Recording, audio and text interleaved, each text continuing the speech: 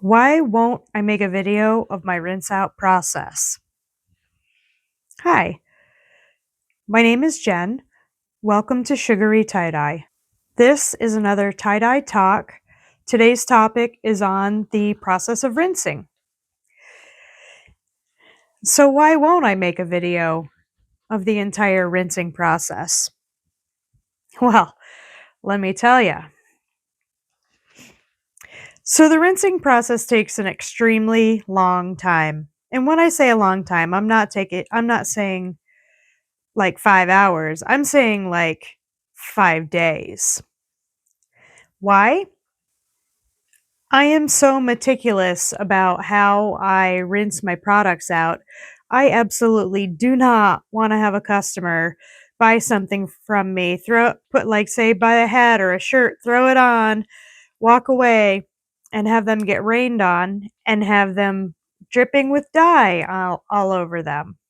I want to make sure that my stuff is rinsed out enough that you could probably throw it in with a load of whites. I have actually done that, and they did not turn out blue. So I'm going to explain how I rinse out my tie-dye.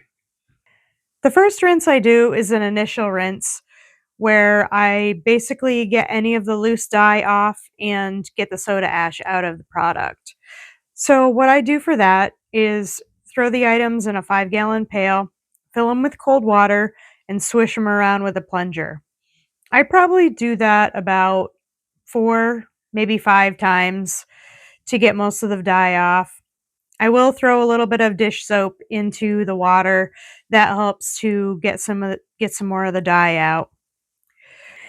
I find that it doesn't really matter whether I untie the item first or rinse it and then untie it. A lot of times what I'll do is I will throw the item into my 5-gallon buckets, still tied up, swish it around, and then rinse it out, dump the bucket out, and then I'll untie it and then throw it back in the bucket and fill it up again with cold water. My secondary rinse that I like to do is, if I have a chance to, is to do a quick wash in my washing machine.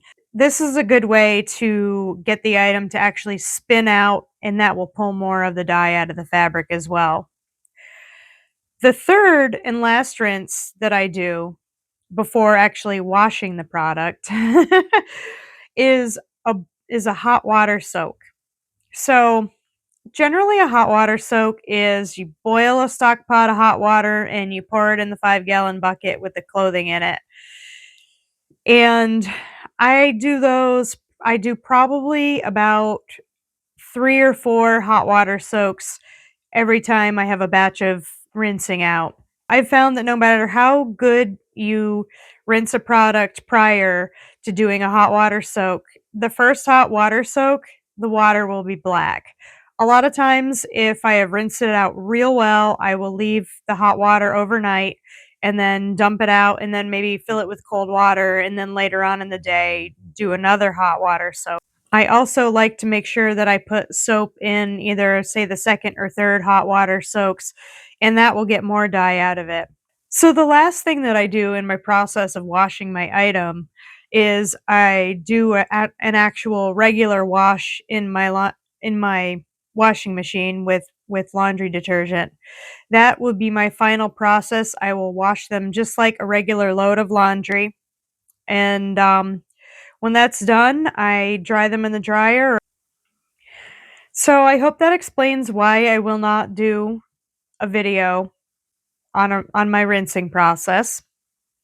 If you have any suggestions or questions or comments, please leave them in the comment section below. Again, my name is Jen of Sugary Tie-Dye. This is Tie-Dye Talk, and I'll see you in the next time.